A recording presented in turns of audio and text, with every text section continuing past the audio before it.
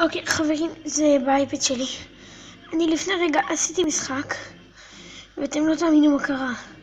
אני ינאי, והצלחתי לעשות 3-3 במשחק אמיתי. רק שתדעו, אני עם דק לג'נדרי. באשכרה זה היה 3-3 במשחק אמיתי. חשבתי שהוא ינצח אותי, או חשבתי שאני אנצח אותו. צדקתי, והיה 3-3.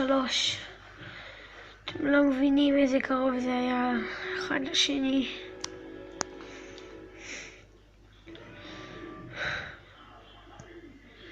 אני לא הספקתי לצלם לכם את זה בסרטון אמיתי, אז אני מצלם מהטלפון שלי את האייפד, ומה לעשות.